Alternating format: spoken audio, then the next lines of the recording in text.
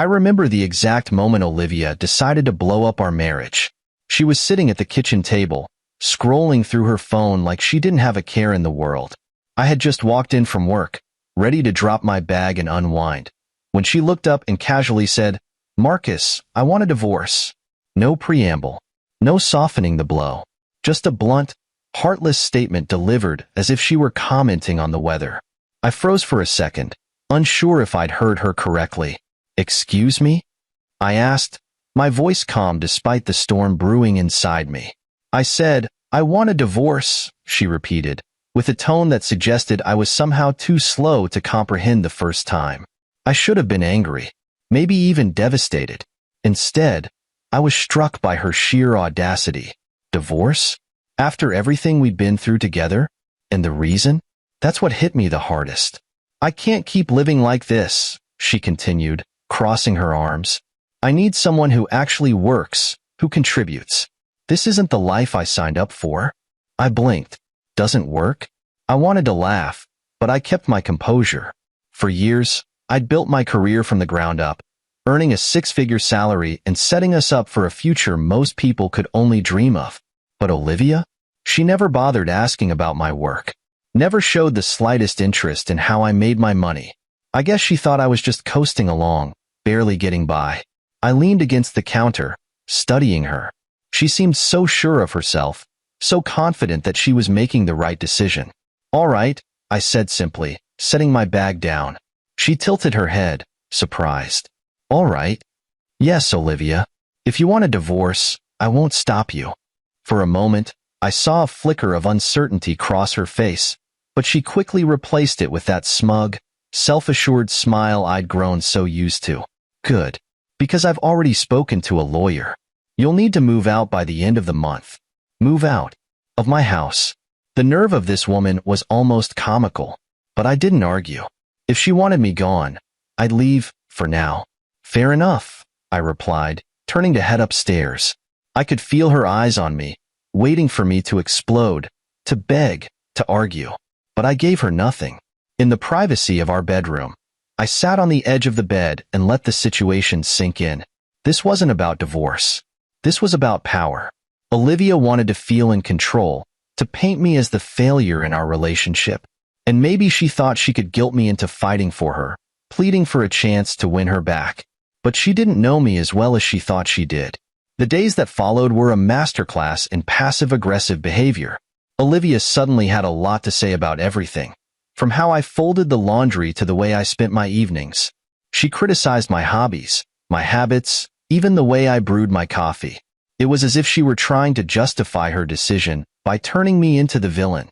And then there was Brian, my so-called best friend. At first, I didn't think much of the way she kept mentioning his name. Brian said this, or Brian suggested that. But soon, it became clear he was more than just a friend in her eyes. I didn't confront her. I wasn't ready to tip my hand. Instead, I let her think she was in control. I let her believe I was the passive, clueless husband who wouldn't see what was happening right under his nose. One evening, as I packed a suitcase with a few essentials, Olivia leaned against the doorframe, arms crossed and a smirk on her face. "So, have you figured out where you're going to stay?" she asked, her voice dripping with condescension. I zipped up the bag and turned to face her. "Don't worry about me, Olivia. I'll be just fine." She huffed, clearly annoyed by my calm demeanor. "Good. Because Brian and I are planning a dinner party here next weekend. It'd be awkward if you were still hanging around." Dinner party? In my house? With my best friend? The gall was almost impressive. "Don't worry," I said, shouldering the bag. "I'll be gone long before then." As I walked past her, I caught a glimpse of her smug smile. She thought she'd won. She thought I was slinking away in defeat. But what Olivia didn't realize was that she had just handed me the match to light the fuse. If she wanted to burn everything down, I was going to let her. And then I'd watch as the flames consumed her and Brian both. Sometimes, the best revenge isn't shouting or fighting. It's silence. It's patience. It's letting the other person dig their own grave while you quietly prepare to bury them in it. And trust me, I was just getting started. Betrayal is an insidious thing. It doesn't announce itself with fanfare or fireworks.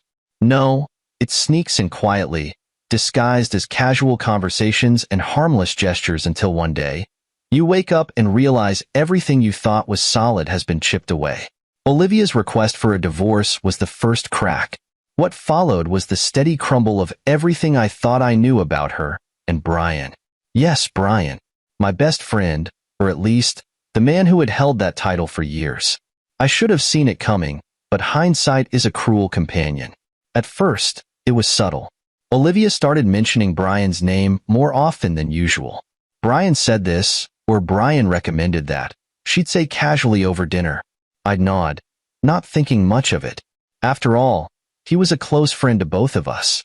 But as the weeks went on, his name slipped into our conversations more frequently, and with a certain warmth that made my stomach twist. The first real red flag came on a Saturday afternoon. Olivia had just come back from one of her lunches with Brian. She was laughing, her cheeks flushed in a way I hadn't seen in years. When I asked what was so funny, she waved me off with a dismissive, "Oh, it's just something Brian said." You wouldn't get it. I wouldn't get it? Since when had I been on the outside of our marriage, looking in? The answer, I realized, was far earlier than I'd cared to admit. I started noticing more. The texts she'd type with a sly smile and quickly lock her phone. The way she'd suddenly dress up more whenever she had plans with Brian.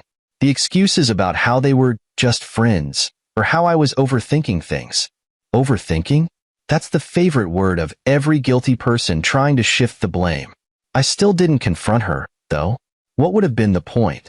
She'd only deny it, spin the narrative to make me look like the paranoid husband who couldn't handle her having male friends. So, I let her think I was blind, too preoccupied with my own life to notice hers unraveling. The real blow came when Brian showed up at my house uninvited. I was in the middle of packing, fitting my life into suitcases, as Olivia had so graciously requested, when I heard the doorbell. Opening it, I was met with Brian's ever-confident grin. He strolled in without waiting for an invitation. "Marcus, my man," he said, like we were still the closest of friends. "How's it going?" I stared at him, every ounce of patience in my body strained to its limits. "What do you want, Brian?" I asked, keeping my voice even. He leaned against the wall, all nonchalance and charm. "Just checking in. Olivia told me you were moving out, and I thought I'd see if you needed any help." Help.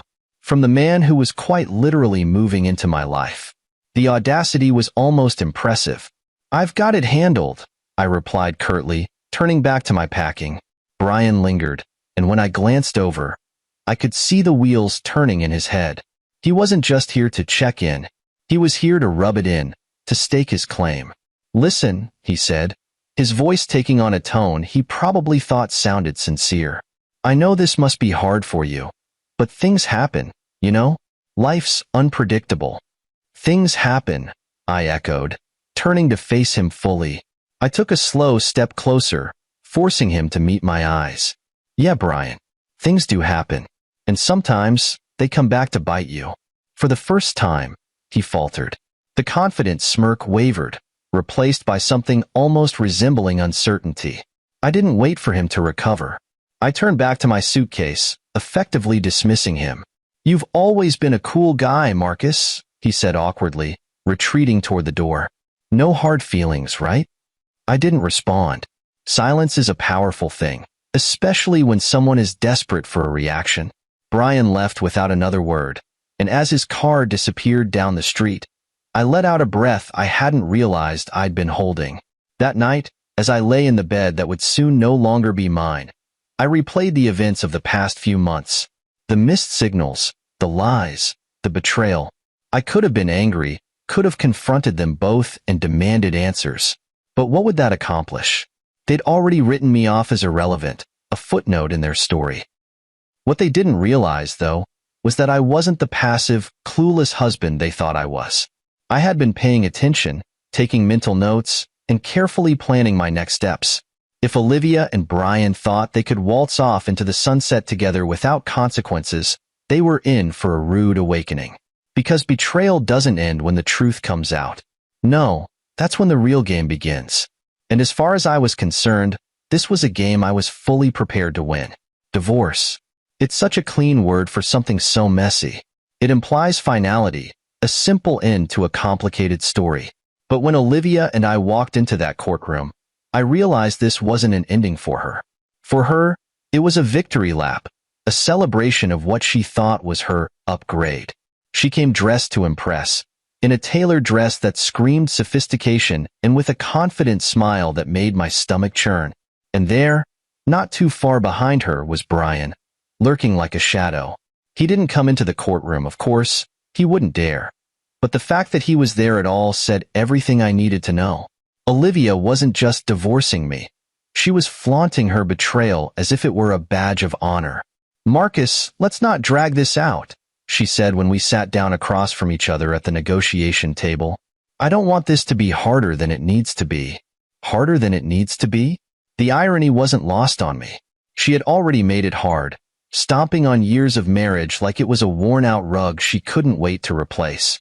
"I don't plan to," I replied evenly, meeting her gaze without flinching. The lawyer laid out the terms. She wanted the house, some furniture, and a chunk of what she thought was my meager savings. She probably thought I'd fight her, maybe even beg for a better deal. But I didn't flinch. I agreed to every term, signing each document without hesitation. Olivia blinked at me, confused. "You're okay with all this?" "Why wouldn't I be?"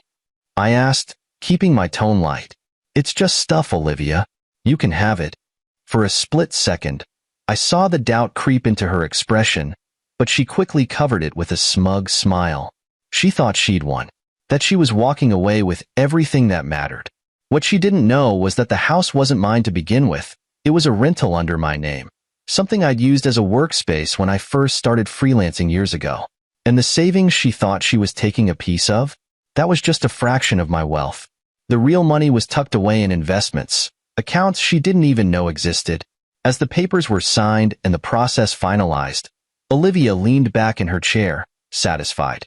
"Well, I'm glad we could handle this like adults," she said with a patronizing tone. I just nodded, fighting back the urge to laugh. A week later, I packed up my belongings and left the house she so desperately wanted.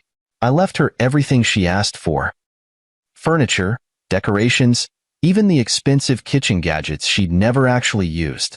It wasn't worth the trouble to take any of it. Let her have her spoils.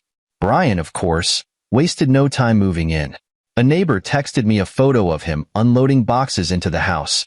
Olivia standing on the porch with that same smug smile plastered across her face. They probably thought they were building their perfect little life together, completely unaware of the storm brewing just beyond their view. What Olivia didn't know was that I'd already started gathering evidence of her affair with Brian months before the divorce. Photos, text messages, even a GPS history showing their frequent lunches at a nearby hotel. And while I could have used it to blow up the divorce proceedings, I decided against it. Why? Because dragging this out in court would only prolong the drama, and I wanted something far more satisfying. I wanted karma to take its course, and I wanted front row seats when it did. In the weeks that followed, I settled into my new life. My career continued to thrive, and my income grew even further as new opportunities rolled in. Meanwhile, Olivia and Brian were busy parading their relationship around town, convinced they were the picture of happiness. I didn't react. I didn't call. I didn't text. My silence was deafening, and I knew it would eat away at them eventually. One day, I received a message from a mutual friend. "Marcus, did you know Olivia's throwing a housewarming party? She and Brian are really leaning into this whole thing." I just chuckled to myself. Of course they were. Olivia was the type who needed validation from others, who thrived on the illusion of success. She didn't realize that her shiny new life was built on a foundation of lies, and that foundation was already starting to crack. As I sat in my new apartment that evening, looking out over the city skyline, I couldn't help but feel a sense of peace. Olivia thought she'd won, but she had no idea what she'd really lost. And Brian? Well, he was about to learn that taking something that wasn't his came with a price. I wasn't rushing. Revenge, after all, is a dish best served cold, and I was just getting started. I'm not sure what Olivia expected when she and Brian decided to make their affair official. Maybe she envisioned a picture-perfect life, complete with weekend brunches, romantic vacations, and the glow of a new relationship? If so, she was in for a rude awakening. It didn't take long for the cracks to show. I stayed quiet, of course. There was no need to intervene. They were digging their own graves just fine without my help. The first sign of trouble came through whispers from mutual acquaintances. A friend of mine mentioned that Olivia and Brian were already struggling to maintain their new dream life. She's hosting all these dinner parties, trying to show off, my friend said, but I hear Brian's been overspending, and they're behind on the bills. I wasn't surprised. Brian had always been the kind of guy who wanted the lifestyle without the work. He liked expensive suits, flashy cars, and fine dining, but he didn't have the discipline or the income to sustain it. Olivia, apparently, hadn't realized she'd traded financial stability for a man who was all show and no substance. Then there was the gossip about their arguments. They weren't the couple everyone thought they were.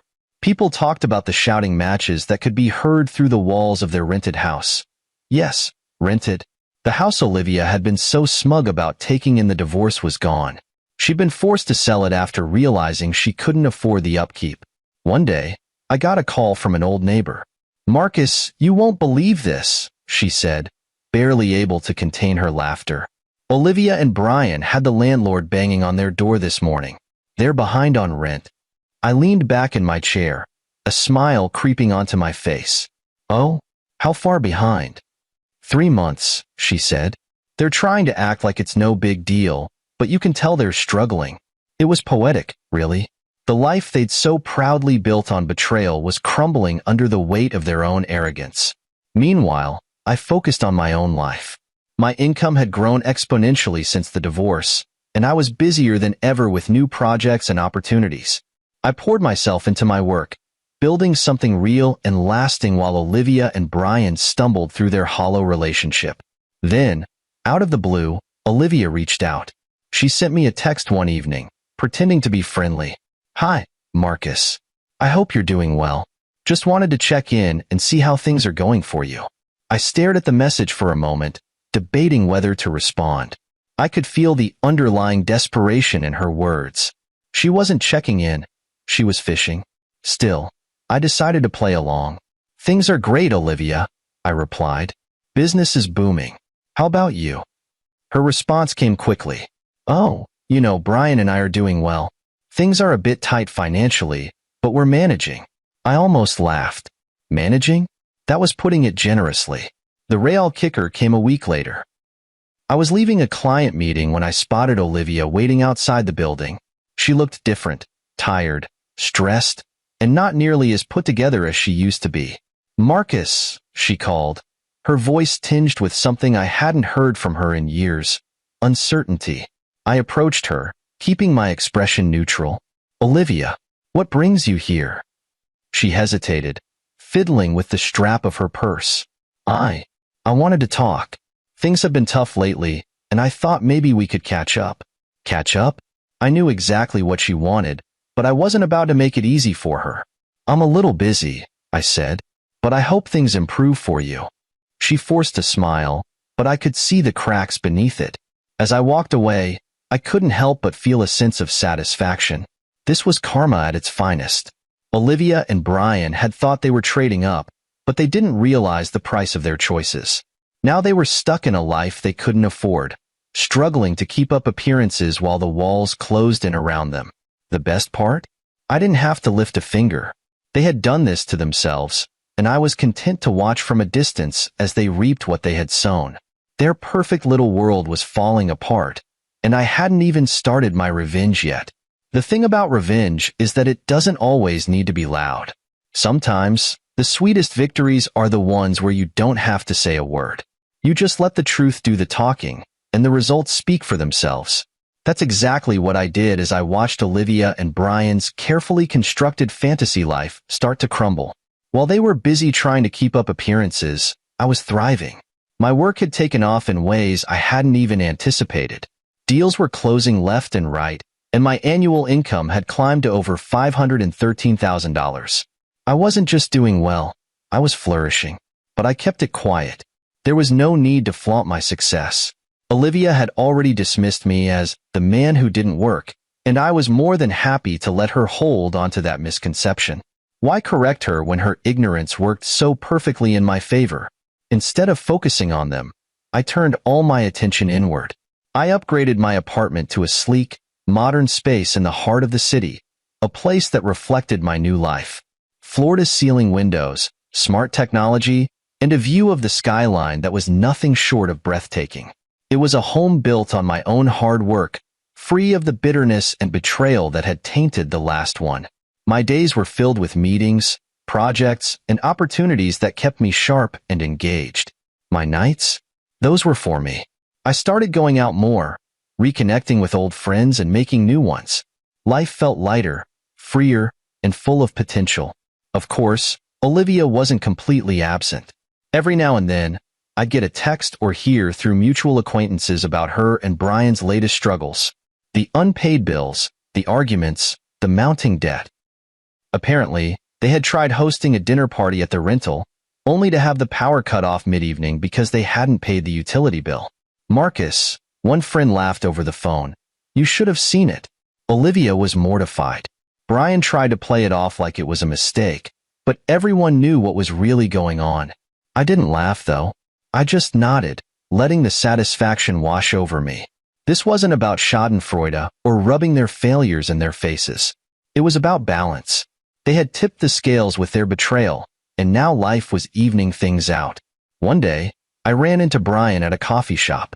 He looked haggard, his once polished appearance replaced by something more disheveled. He didn't see me at first, so I had a moment to observe. He was hunched over his laptop, his brow furrowed as he scrolled through what looked like job listings. When he finally glanced up and saw me, his expression shifted. There was no smugness, no bravado, just a flicker of embarrassment. Marcus, he said, standing awkwardly.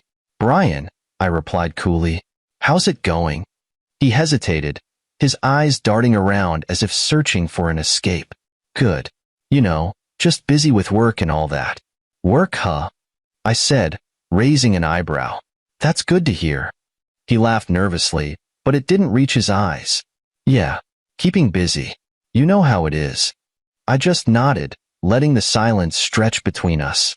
He shifted uncomfortably before muttering something about needing to get back to his tasks and hurriedly excusing himself. That encounter told me everything I needed to know. Brian was struggling, and Olivia's perfect new life wasn't as perfect as she'd hoped. As the weeks went by, the messages from Olivia became more frequent. They were vague at first, just checking in, or hope you're doing well, but I knew what they really meant. She was testing the waters, trying to gauge if I'd be open to helping her out. I ignored most of them. The few I did respond to were short and polite, giving her nothing to work with. It wasn't long before her messages became more direct. Marcus, I know we've had our differences, but I could really use a friend right now. A friend. The irony wasn't lost on me. She had discarded me like yesterday's news, but now that her shiny new life was falling apart, she wanted a lifeline. I didn't respond. Not out of spite, but because I didn't owe her anything. Olivia had made her choices, and now she was living with them. My silence spoke volumes. While she and Brian scrambled to keep their heads above water, I was soaring. Opportunities kept coming, my investments were thriving, and my life was filled with peace and purpose. I didn't need to confront Olivia or Brian. I didn't need to shout, accuse, or demand apologies. My success, my happiness, that was my revenge. And the best part? They knew it. They saw it in every ignored message, every passing rumor about my success, and every encounter where I walked away with my head held high while they scrambled to pick up the pieces. This wasn't just about getting even. It was about proving to myself that I could rise above it all. And I had. Quietly, confidently, completely. The downfall of Olivia and Brian wasn't an explosion. It was a slow, crumbling mess of their own making. I watched it unfold from a distance, hearing bits and pieces from mutual acquaintances and seeing the occasional post on social media. Each new update painted a clearer picture. They were drowning in their own hubris, and the water was rising fast. At first, Olivia tried to keep up appearances. She continued to post pictures of her and Brian at fancy dinners, vacations that looked far more luxurious than they likely were, and snapshots of their perfect life. But the cracks were starting to show. The dinners became less frequent, the vacations non-existent, and the smiles in their photos began to look forced. Then came the whispers. People started noticing that Olivia wasn't as put together as she used to be. Her once perfect hair and designer clothes were being replaced by cheaper alternatives. Brian, the ever-flashy showman, was now recycling outfits he used to wear only once. It wasn't long before the gossip turned into direct updates. One day, a mutual friend called me with the news. "Marcus, you'll love this," she said, barely containing her laughter. "Olivia and Brian are in some deep trouble. Apparently, they're months behind on their rent." I raised an eyebrow, surprised but not shocked. "Rent? I thought they owned that house." "Not even close," she said. "They've been renting it this whole time. Word is, they're on the verge of being evicted." I let out a small chuckle. It was poetic justice, really. Olivia had fought so hard to take that house in the divorce, only to find out she couldn't afford to keep it. The financial troubles didn't stop there. Another friend mentioned that Brian had been laid off from his job. He was still pretending to have everything under control, but it was clear he was scrambling. Olivia, for all her complaints about me not working, had never held a real job herself. Now, faced with mounting bills and no income, their perfect life was falling apart. One evening, as I sipped my coffee and scrolled through emails, I got a text from Olivia. "Marcus, I really need to talk to you. It's important." I stared at the message for a long moment before typing a response. "Is everything okay?" Her reply came almost instantly. "Not really. Brian and I are going through a rough patch, and I was wondering if you could help. Just a little loan to get us through." A loan. From me. I couldn't help but laugh at the irony. She had left me, ridiculed me, and flaunted her new relationship with Brian. And now she wanted my help? "I'm sorry to hear that," I replied, "but I'm afraid I can't help." "I'm sure you'll figure it out." Her response was slow this time, and I could almost feel the frustration through the screen. "Marcus, please. Just this once. You don't have to make it a big deal." I didn't bother responding. There was nothing more to say. Olivia and Brian had made their bed, and now they were lying in it. The next piece of news came a week later. Olivia and Brian had officially been evicted. The landlord, apparently tired of their excuses, had given them a hard deadline, and they hadn't been able to meet it. They were forced to move into a tiny, run-down apartment on the outskirts of town. "Marcus, I wish you could see it," the same mutual friend told me over the phone. "It's such a far cry from the life they were pretending to have. Olivia's barely holding it together, and Brian looks like he's aged 10 years. I didn't gloat. I didn't need to. Their downfall wasn't about me. It was about the consequences of their own choices. Olivia had traded a life of stability and support for a fantasy that couldn't withstand reality. And Brian, well, he was reaping exactly what he'd sown. But the most telling sign came during another unexpected encounter. I ran into Olivia at a grocery store, her cart filled with store-brand essentials. She looked up, saw me, and froze. "Marcus," she said, her voice shaky. "Olivia," I replied, keeping my tone neutral. She opened her mouth as if to say something, but no words came out. She looked defeated.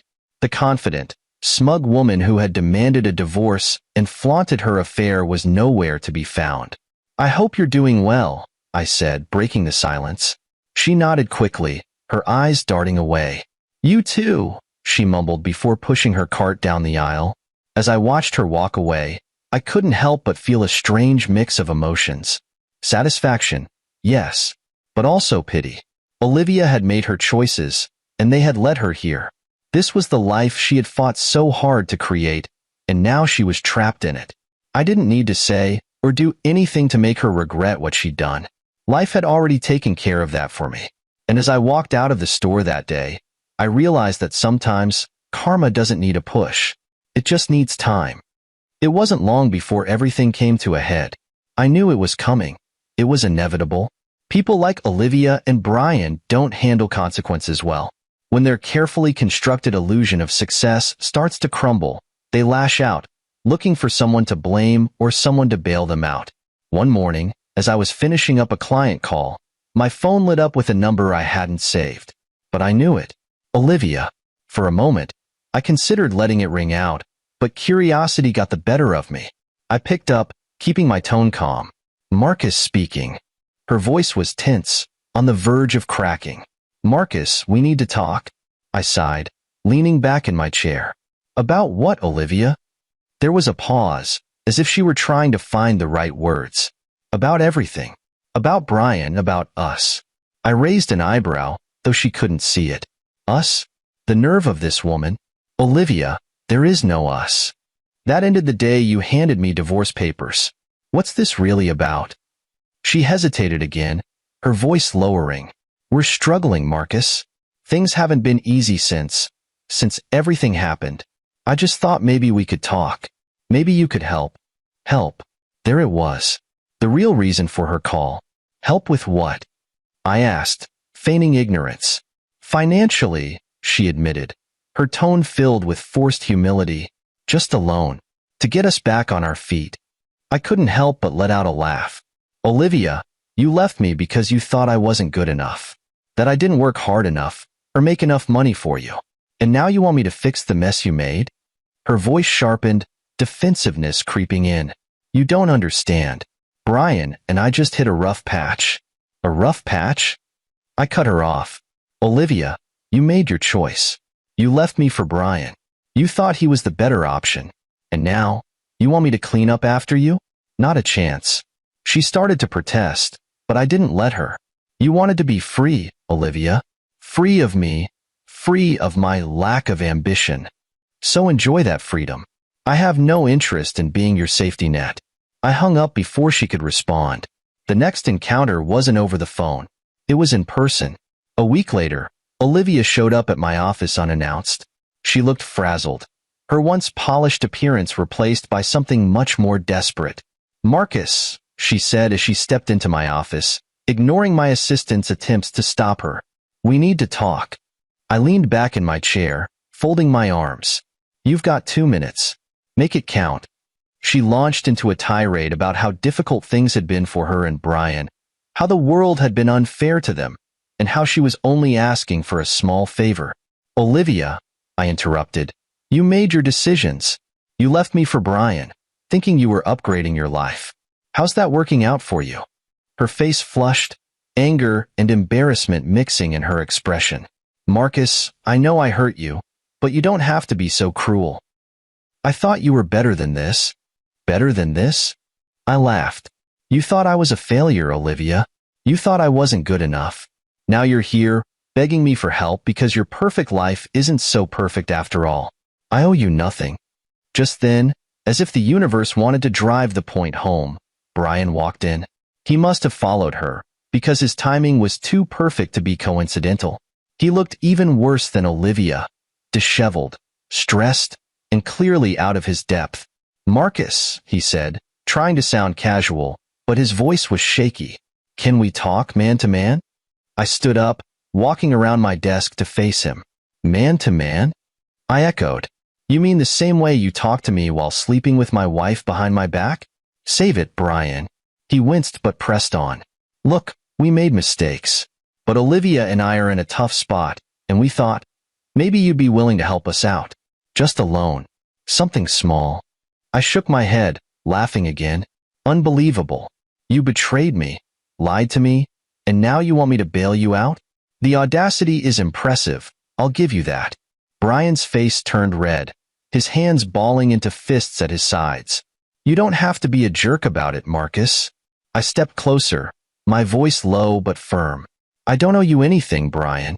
You made your bed. Now lie in it. Olivia reached out, her voice pleading. Please, Marcus. We're desperate. I turned to her, my voice calm but cold. Desperation doesn't erase betrayal, Olivia. You both made your choices, and now you're living with them. This conversation is over. Without another word, I walked to the door and opened it, gesturing for them to leave. They stood there for a moment, stunned, before shuffling out, their heads hanging low. As the door closed behind them, I felt a sense of closure. They had thought they could manipulate me, guilt me into helping them, but I was no longer the man they thought they knew. This wasn't just about revenge. This was about standing tall, knowing my worth, and refusing to let the people who betrayed me pull me down. And as I sat back at my desk, I couldn't help but smile. They thought they'd broken me. Instead, they'd set me free. The beauty of betrayal is that it has a way of turning on itself. Brian and Olivia thought they could escape the mess they created by sticking together, but the cracks in their relationship began to grow into full-blown fractures. It was almost poetic to watch them unravel under the weight of their own decisions. The first sign came from a mutual acquaintance, Carla, who always seemed to have her ear to the ground. She called me one afternoon, her voice practically dripping with gossip. "Marcus, you're not going to believe this," she began. "What now, Carla?" I replied, already amused by her dramatic tone. "It seems Brian has been, how should I put this, seeing someone else?" I laughed, a genuine belly laugh that I hadn't experienced in a while. "Seeing someone else? Are you serious?" "Dead serious," she said. Apparently, Olivia caught him texting another woman. Some young thing from his new job, if you can believe it. I shook my head. The irony was so thick I could taste it. Brian, the man who had betrayed me with Olivia, was now betraying her in the exact same way. Karma didn't just catch up with them. It ran them over. The fallout was swift. Olivia, who had always been so smug and self-assured, was now the one blindsided. From what I heard, she confronted Brian in a spectacularly public fashion, screaming at him in the middle of a cafe. He tried to brush it off. Carla continued, relishing every detail, said it wasn't a big deal, and Olivia completely lost it. She threw her coffee at him. I could almost picture it. Olivia, who had once gloated about leaving me for a better man, now reduced to throwing lattes in public. It was almost too good to be true. But it didn't stop there. The woman Brian had been texting wasn't just a random fling. She was someone he had met at his new job, and she was everything Olivia wasn't. Young, carefree, and completely uninterested in settling down. Brian, being the impulsive idiot he was, had convinced himself she was worth risking everything for. Olivia, of course, didn't take the betrayal quietly. She demanded answers, demanded Brian fix the mess he created. But Brian was Brian, and fixing things was never his strong suit. Instead, he doubled down, blaming Olivia for their financial troubles and accusing her of being too demanding. Their arguments became the talk of the town. Neighbors reported hearing shouting matches late into the night, and more than one friend told me about awkward encounters where Olivia would burst into tears mid-conversation. At one point, Brian moved out, leaving Olivia in their dingy apartment with no way to pay the rent. She called me again during this time, her voice shaking with anger and desperation. "Marcus," she started, not bothering with pleasantries. "You were right about Brian. He's a liar and a cheat, and I can't believe I trusted him." I leaned back in my chair, letting her rant. I could have offered her sympathy or said something conciliatory, but where was the fun in that? "Olivia," I said after she paused for breath, "you made your choice. You chose Brian over me, thinking he was the better man. How's that working out for you?"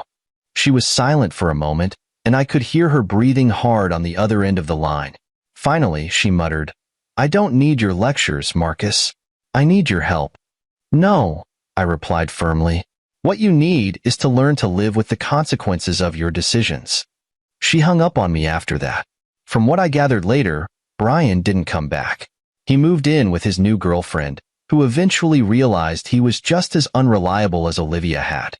Last I heard, he was couch surfing, unable to hold down a job or a relationship.